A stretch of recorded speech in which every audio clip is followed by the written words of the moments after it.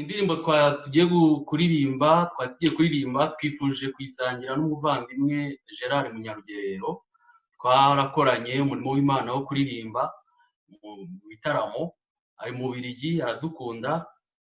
Ubwo rero ari kuri linye, niwe ugiye kudufasha kuririmba iyo ndirimbo yatoranijwe. Ibihangano by'Imana, ndishimye no guhura namwe n'abandi bakunda Imana bari hirya. Twe twaragije isabato yacu hano mu gitondo, ariko mwebwe twe ni nimugoroba, ariko nifuje ko nakomeza guterana namwe. Nkaba ntatinze ngiye kubagizaho indirimbo nari nateguye. Amen.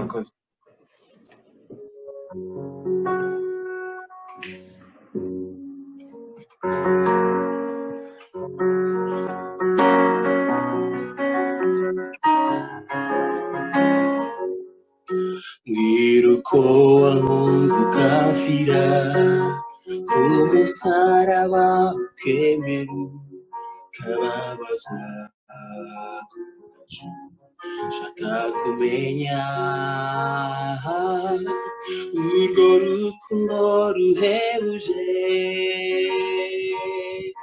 Mbwira uko wankunze ntarabaho ubimenye. Shaka kumenya umwami wanjye bihebuje.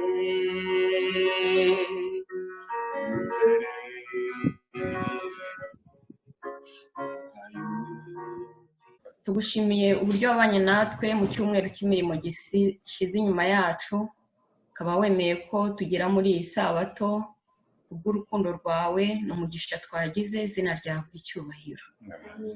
Tugushimiye uburyo turamukije amahoro, kandi tugushimiye ko Mwami Imana yacu wemeye ko uyu munsi nanone twongera kwigira ku magambo yawe.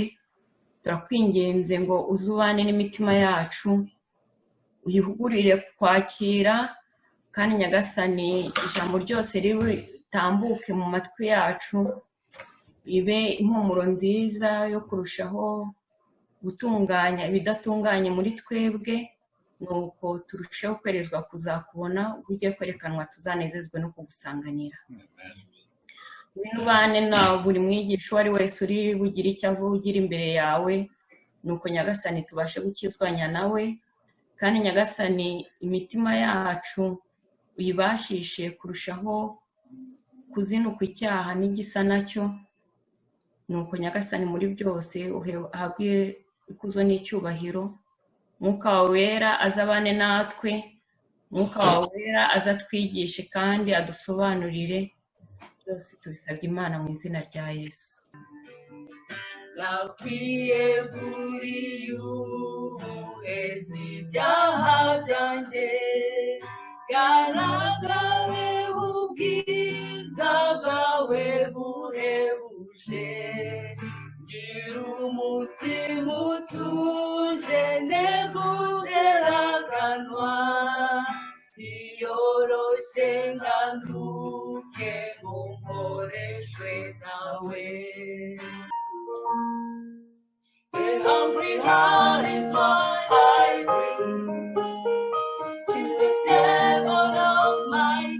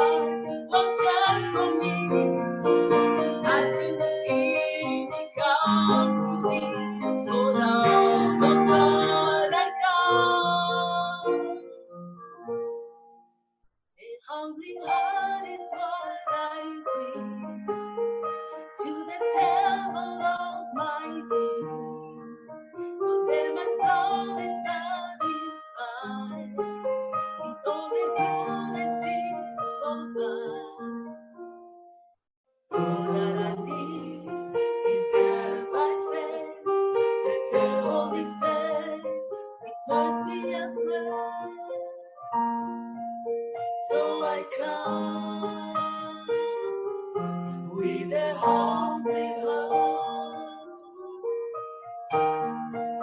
So I come with a hungry heart.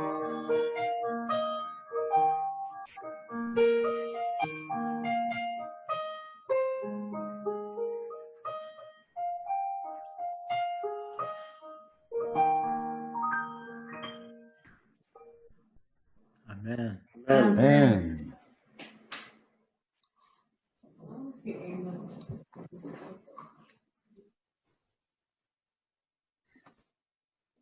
Isabato nziza abavandimwe mwese muri ku murongo.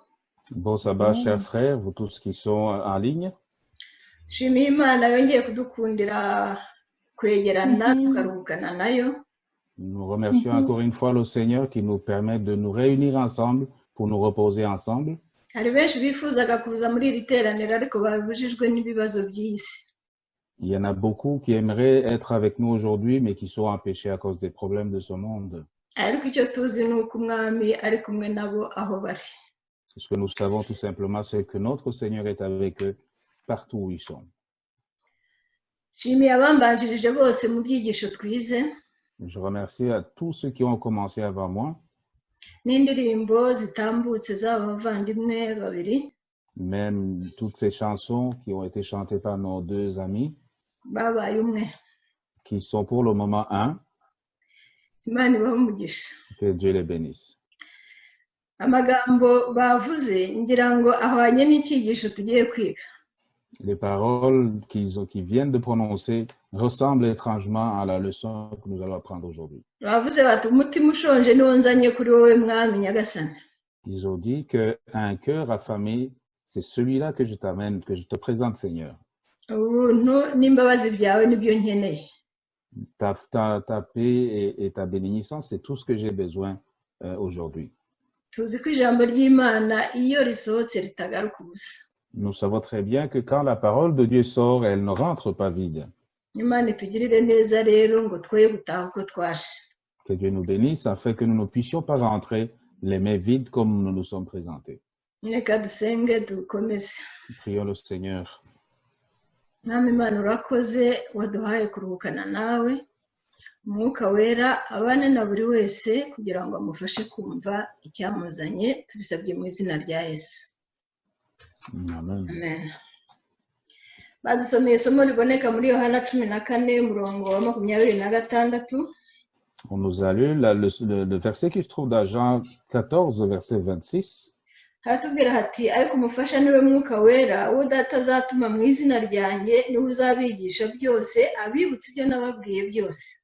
Il est dit dans ce verset, mais le consolateur, l'Esprit Saint, que le Père enverra en mon nom, vous enseignera toutes choses et vous rappellera tout ce que je vous ai dit. Twigire imbere no mu gice cya 16 ku murongo wa 13. Nous pouvons aller un peu vers le verset, chapitre 16, verset 13.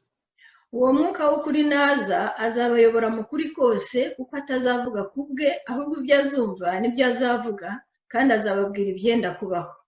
Il est dit, quand le consolateur sera venu, l'Esprit de vérité, il vous conduira dans toute la vérité, car il ne parlera pas de lui-même, mais il dira tout ce qu'il aura entendu, et il vous annoncera les choses à venir. Icyigisho cyacu cyitwa imvura y'itumba. Notre titre d'aujourd'hui s'appelle « La pluie de l'arrière-saison ». Ngira ngo umudivanisti wese amaze kumenyera imvura y'itumba n'imvura y'umuhindo. Nous savons très bien que tout adventiste connaît très bien ce titre qui nous parle de la pluie de l'arrière-saison. Hari amagambo aboneka mu gitabo cy'ubutumwa bwatoranyijwe umuzingo wa mbere ku ipaji ya 89 avuga ati Il y a des citations que nous trouvons dans le livre qu'elle vient de présenter. message choisi. Le message choisi. Ku ipaji ya 89 ubwo Yesu yaganiraga n'intumwa ze yarababwiye ati nari ngifite byinshi byo kubabwira ariko ubu ntimushobora kubyihanganira. Et Jésus leur dit, j'avais beaucoup de choses à vous dire, mais à ce moment-là, vous n'êtes pas capable de supporter ce que j'allais dire. Imyumvire yabo ifite aho igarukira yamubereye inkomyi. Leur incapacité de comprendre a été un obstacle. ntiyashoboraga kubagezaho ukuri yifuzaga kubabwira Il ne pouvait pas leur dire toute la vérité qu'il voulait leur dire, kuko mu gihe imitima yabo yari ikingiraniwe uko kuri parce qu'à ce moment-là, leur cœur était fermé pour cette vérité. kukubabwira byari kuba impfabusa. Donc, leur dire cette vérité, c'était inutile. Bagombaga kubanza kwakira Mwuka Muziranenge Ils devraient d'abord accueillir le Saint-Esprit mbere y'uko basobanukirwa byimazeyo inyigisho za Kristo. avant de comprendre exactement les enseignements de Jésus-Christ. Nibwo yababwiraga ariya magambo rero tumaze gusomerwa muri ariya masomo yombi. Et c'est à ce moment-là que Jésus leur a présenté les deux versets que nous avons lus auparavant. Hakurikiraho amagambo y'inzozi za Elina White avuga ati, Et puis, il suit les paroles des rêves de Madame White. yaravuze ati mu nzozi zanjye nabonye umurinzi ahagaze ku muryango w'inyubako y'igiciro. Dans mes rêves, j'ai vu un soldat, sinon un protecteur qui était devant la maison d'une grande richesse. Kandi yabazaga buri wese winjira ati wakiriye Mwuka Muziranenge. Et il demandait à tout un chacun qui entrait, est-ce que tu as accepté le Saint-Esprit? Yari afite igipimisho mu kiganza cye. Il avait une mesure dans sa main. Kandi abantu bakeya cyane nibo bemerewe kwinjira muri iyo nzu. Et malheureusement, très peu de gens, très peu de personnes ont eu la chance d'entrer dans cette maison. Yaravuze ati igihagararo cyawe nk'umuntu ntacyo kivuze. Et il a dit, ta taille en tant qu'humain ne me dit rien. Ariko niba warageze ku gihagararo gishyitse cy'umuntu uri muri Kristo Yesu, Mais si tu as atteint une taille de celui qui est en Christ, hakurikijwe ibyo wamenye, en suivant ce que tu as connu, uzahamagarirwa kwicarana na Kristo mu bukwe bw'umwana w'intama. tu seras appelé pour s'asseoir à côté de Jésus dans le mariage, dans le festin de l'enfant de Dieu.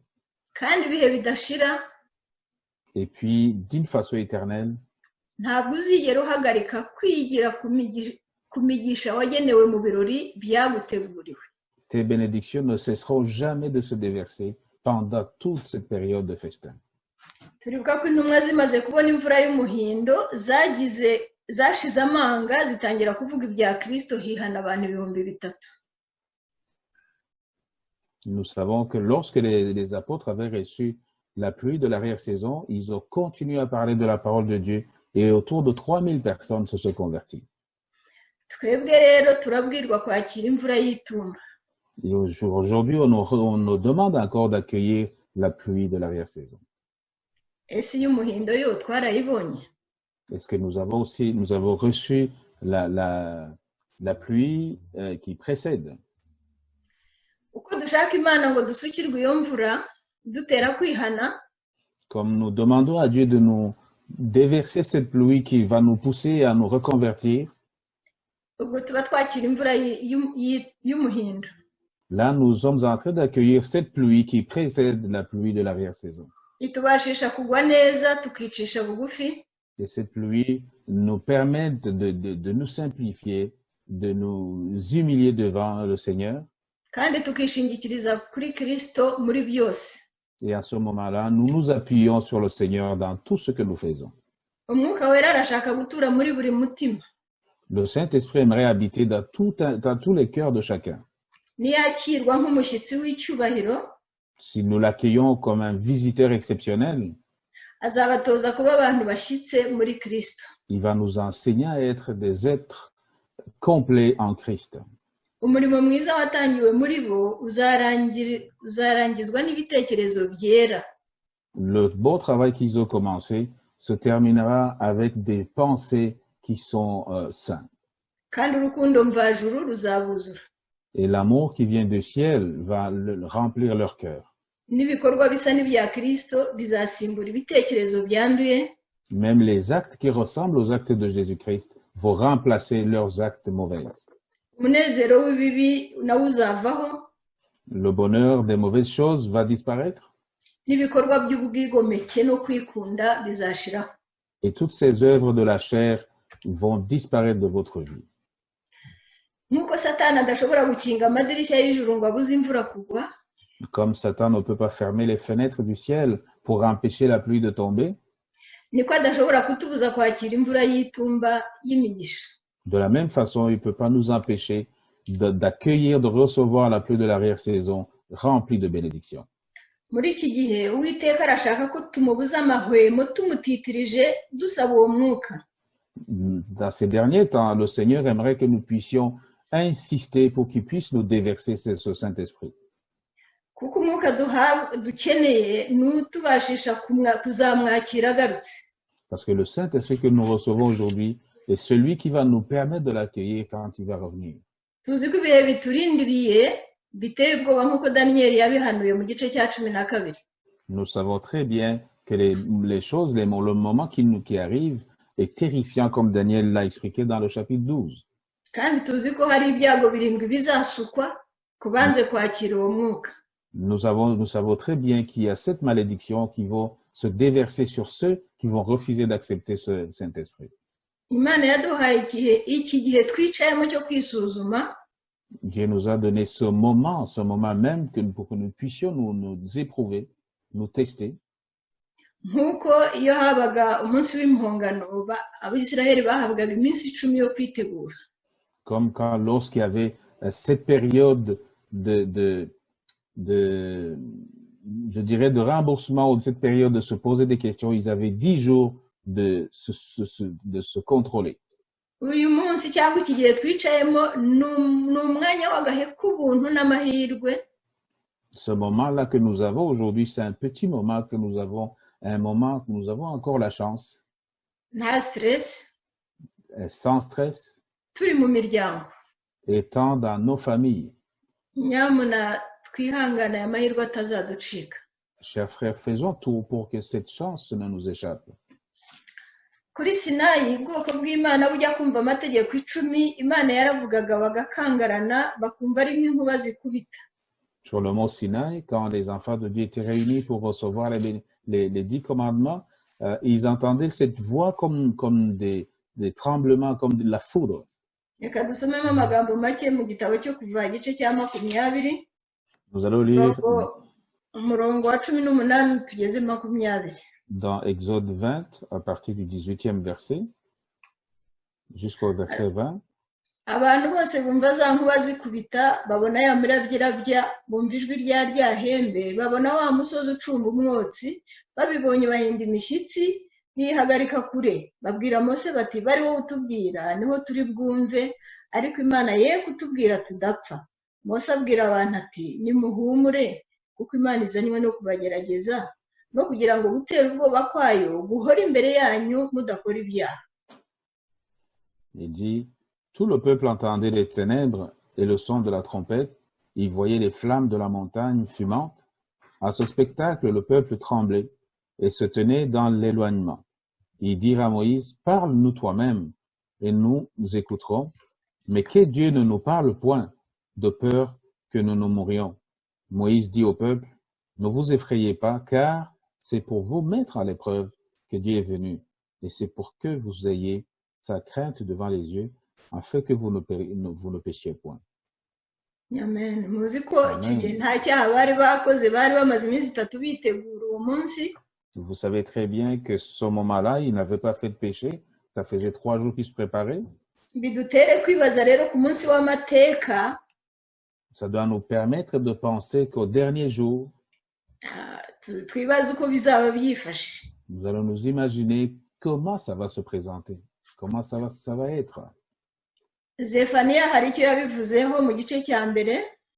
Zéphanie a dit quelque chose dans le premier chapitre. Turasoma umurongo wa 14 tugeze 18.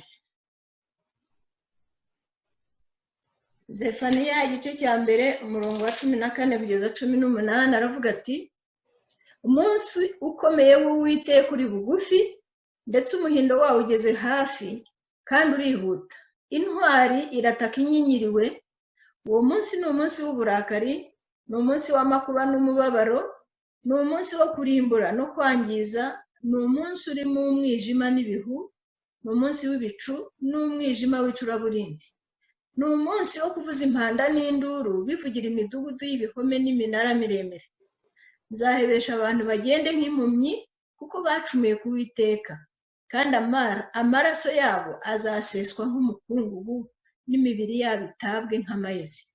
Ifeza zabo n'izahabu zabo ntabwo bizabasha kubakiza ku munsi w'uburakari bw'Uwiteka, ahubwo igihugu cyose kizatsembwa n'umuriro utewe no gufuha kwe, kuko azatsembaho abatuye mu gihugu bose biteye ubwoba. Si je paraphrase, c'est que le dernier jour, même les vaillants vont trembler. Il y aura des tremblements, il y aura tout un tas de choses. Et le Seigneur dit qu'à ce moment-là, les cœurs ne pourront pas supporter ce qui se passe parce qu'il y aura beaucoup de choses qui vont trembler. Les maisons vont s'écrouler, ainsi que le sang qui va se déverser partout sur la terre. Twibuke ko ari twe torero riheruka rya Laodikiya, kandi byarivuzweho turabizi ko nta cyiza na kimwe cyavuzweho. Rappelons-nous que notre église a été comparée à l'église de Laodicée et que rien ne sortait de cette église. Hari igitabo hano cyitwa Kristo gukiranuka kwacu cyanditswe mu Kinyarwanda, nicyo ngiye gusomamo amagambo ku ipaje y'118 hari ababa bagifite. Il y a un livre qu'elle va lire, donc, qui s'appelle, je ne sais pas le titre en français. Christ notre justice. Christ notre justice, à la page 118. Haratubwira itorero ryasigaye ko rifite akaga gakomeye kuko rimeze mu by'umwuka, nibyo ngiye gusoma. Et on dit que l'église du reste est malheureuse en fait dans ce qui se passe dans ce livre. Icya mbere rifite ubumuga. Cette église est handicapée. Mu nsengero zacu zose habonekamo abizera bafashwe n'ubumuga bw'iby'umwuka, nta by'imibereho y'iyobokamana byigaragaza muri bo. Dans les membres de cette église ont un certain handicap dans la parole de Dieu. Il y a rien de spirituel qui se trouve en eux. Rifite ibitotsi byinshi. Cette église est en sommeil, plein de sommeil. Ngo rikwiriye gusohoka mu bitotsi byaryo by'iby'umwuka. Donc cette église doit se réveiller de ce sommeil du côté de l'Esprit de Dieu. Rigakanguka kugira ngo ryiyumvishe neza inshingano y'ingenzi yashyizwe ku ruhande kugeza ubu. Et cette église doit se réveiller pour comprendre leur objectif, leur travail. Iyo nshingano ni ukuzahura abari mu mwijima, bari mu bihanamanga, batazi ijambo ry'Imana, ariko se bararitubonaho. Et cet objectif, c'est de sortir de toutes les personnes qui sont dans les ténèbres, qui sont coincées dans tout ce qui concerne le Saint-Esprit, l'Esprit de Dieu. Niba tubona iby'isi byose ko biducira amarenga ko ibihe byarangiye, ni iki turimo gukora nk'abanyetorero ko? Et si nous voyons que tout ce qui se passe dans le monde nous réveille et nous révèle ce qui est en train de se passer, qu'est-ce que nous pouvons faire en tant qu'Église? Aratubwira ko ubwoko bw'Imana butarinjira ahera aho Yesu yinjiye kugira ngo aduhongerere. On nous dit ici que les enfants de Dieu ne sont pas encore entrés au lieu saint, là où Jésus se trouve, le lieu très saint où Jésus est entré pour plaider pour nous. Kandi vuba aha nahaguruka nuvuga nta kindi kizaba kigikorwa. Et bientôt, lorsqu'il va se lever, rien ne pourra plus se faire. Tumaze kuvuga ubumuga n'ibitotsi byinshi, tugiye ku buhumyi. Nous avons parlé du handicap et du grand sommeil, mais là nous allons parler de l'aveuglement. Reka nsoma aya magambo uraza kuyavuga muri make. Mu biyita ko ari abakristo, abenshi ni abategereje kuza k'umwami ntacyo bitayeho. Ntabwo bambaye umwambaro wo gukiranuka kwe. Biyita abana b'Imana, ariko ntibigeze bezwaho icyaha. Bafite inarijye no gukiranuka kwabo bwite. Ntabwo bazi Yesu, ntabwo bakunda Imana kurusha ibindi byose, haba no gukunda bagenzi babo nk'uko bikunda. Nta gitekerezo nyakuri bafite ku butungane, kandi ntibabona amakosa yabo. Barahumye ku buryo badashobora kubona ibikorwa bibi by'ubwibone n'ikindi cyaha icyo ari cyo cyose. Bambaye ubushwambagara bwo gukiranuka kwabo bwite, kandi bafite ubuhumyi mu by'umwuka.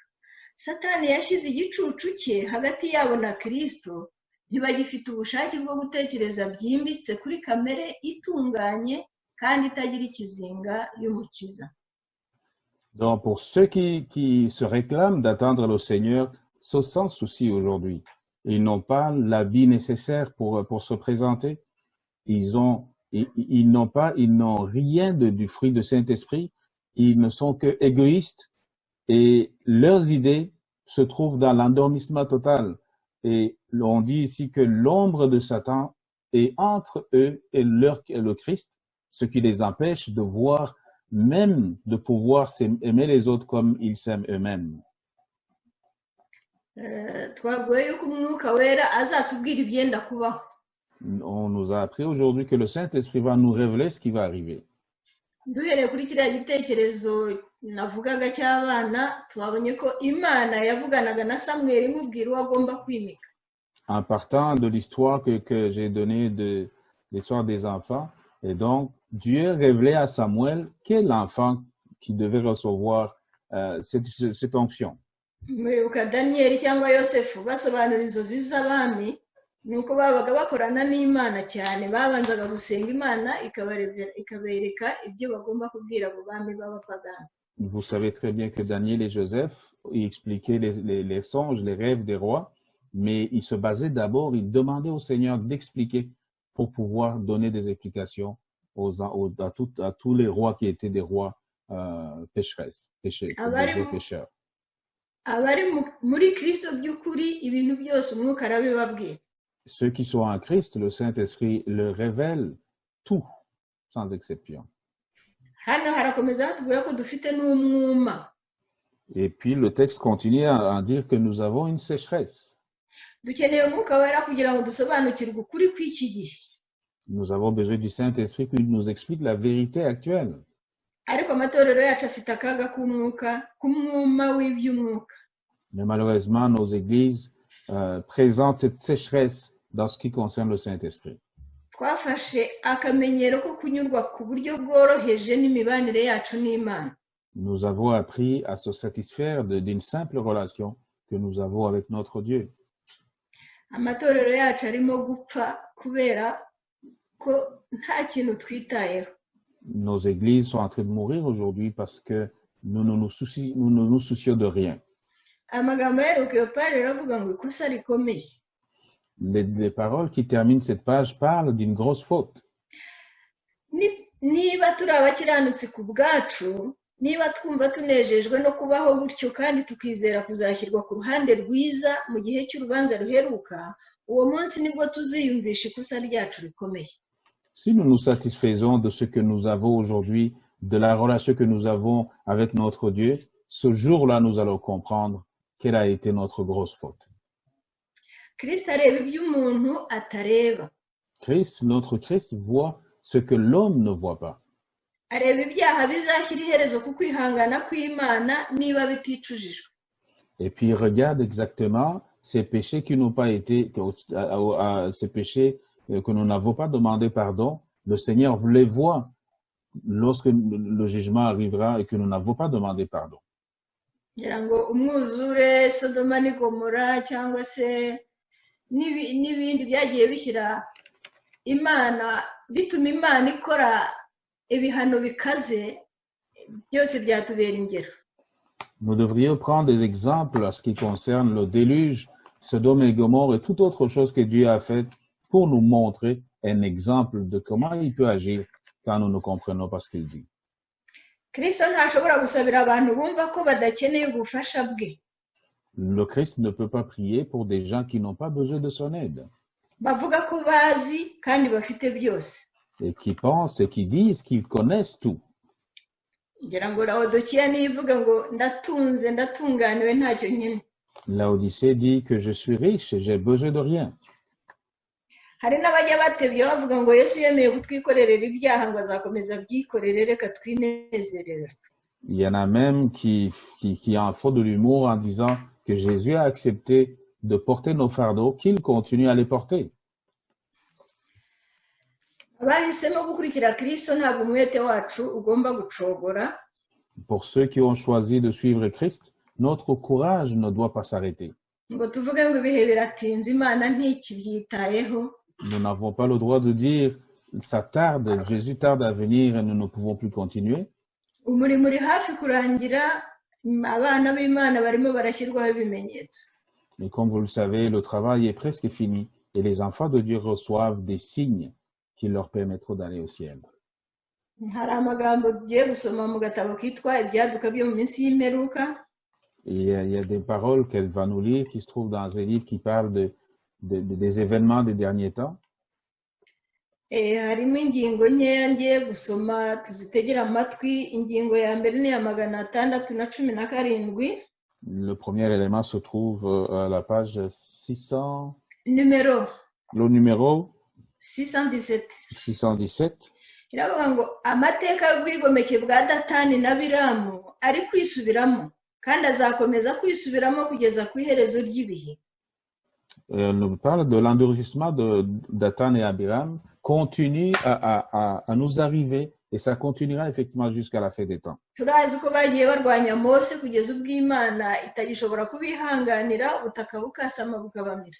Nous savons comment ils ont continué à dénigrer Moïse, à ne pas suivre les consignes et comment la terre s'est ouverte et les a engloutis. Ingingo ya 618 iravuga ngo bidatinze umwami agiye kuza, muri buri torero hagomba kubamo kwezwa, hakabamo n'umurimo w'igosora, kuko muri twe harimo ababi badakunda ukuri cyangwa ngo bubahe Imana. Donc le verset, le numéro 618 nous parle que dans cette église, dans l'église, il y aura, en tout cas, Dieu va tamiser parce qu'il y a des gens qui continuent toujours à ne pas suivre les consignes et que malheureusement, ça sera fini pour eux bientôt.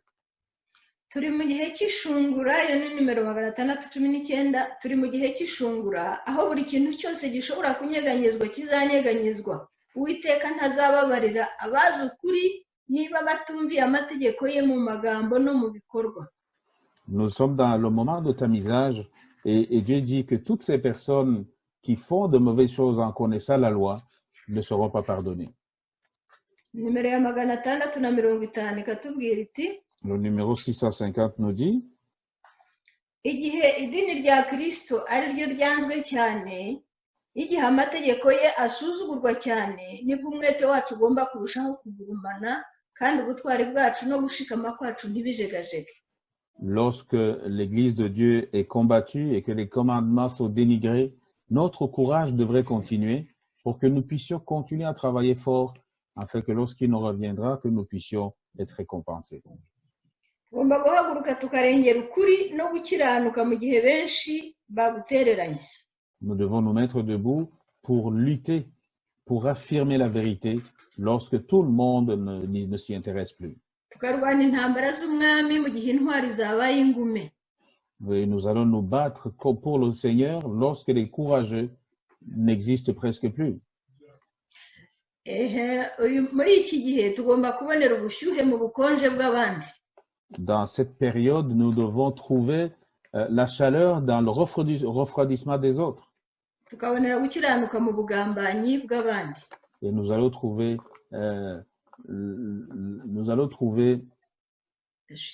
la justice dans son complot que les autres continuent à commettre. Turabona ukuntu amategeko y'Imana arimo kurwanywa hirya no hino bizanira iby'abantu.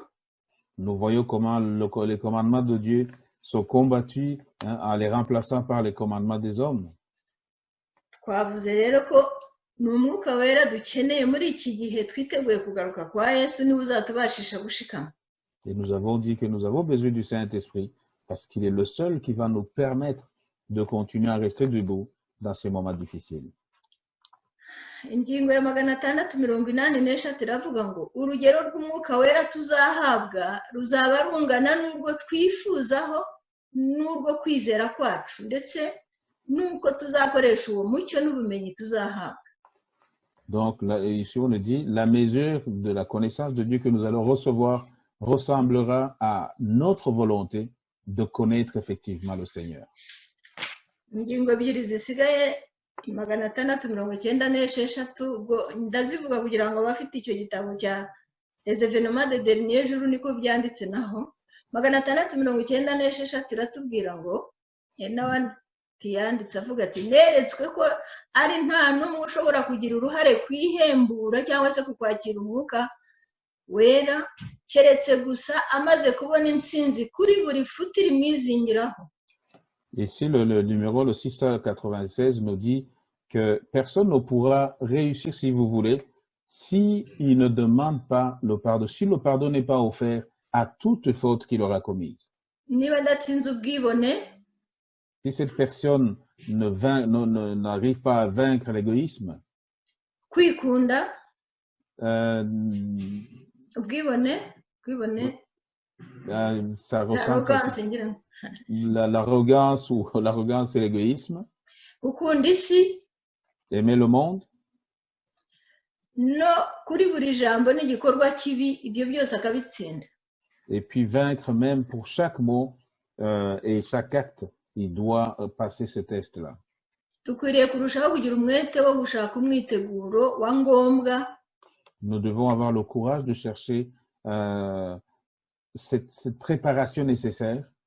tukegera Uwiteka cyane dusenga, Nous devons nous approcher au Seigneur en priant beaucoup. nibyo bizadushoboza guhagarara ku rugamba rw'umunsi w'Uwiteka. Et c'est ces choses-là qui nous permettront de nous défendre lorsque le combat du Seigneur commencera. Ingingo ya nyuma ya 697 ikavuga ngo tugomba gushakira umuti amafuti ari mu ngeso zacu. Et le dernier nous parle de chercher le remède pour les fautes qui se trouvent dans nos tripes. Tukeza urusengero rw'umutima rukavaho ikizinga cyose. Nous devons purifier l'église de notre cœur pour qu'il n'y ait plus de tâches, qu'il n'y ait aucune tâche qui reste sur nos cœurs. Ubwo noneho nibwo imvura y'itumba izatugwaho nk'uko imvura y'umuhindo yaguye ku bigishwa ku munsi wa Pentecote. À ce moment-là, la pluie de l'arrière-saison va nous être déversée, comme le Saint-Esprit a été déversé aussi lorsque les disciples avaient fini de se réunir et de se mettre ensemble. Igihe tuzaba twahindutse kubwo kumvira iyi miburo yose, Et lorsque nous serons transformés après avoir entendu tous ces conseils, ntabwo tuzaba intaza, nous ne serons pas des endurcis, ahubwo tuzakomeza n'abavandimwe bacu batureba hirya no hino. mais nous allons continuer avec nos frères et sœurs qui nous voient à gauche, à droite. Iki nicyo gihe ijuru ryatugeneye ngo dukanguke, C'est ce moment-ci que le ciel nous a destinés pour nous réveiller, kuko ibikorwa byose birihuta cyane. parce que tout ce qui se fait va très rapidement. Ndasaba Imana ngo hatazagira uzatungurwa kandi aburirwa buri munsi. Je demande au Seigneur pour que personne ne soit surpris alors qu'il reçoit des conseils chaque jour. Turasojesha amasomo abiri, rimwe riboneka muri Zefaniya 2 umurongo wa 3. Nous allons terminer dans Zéphanie chapitre 2 verset 3.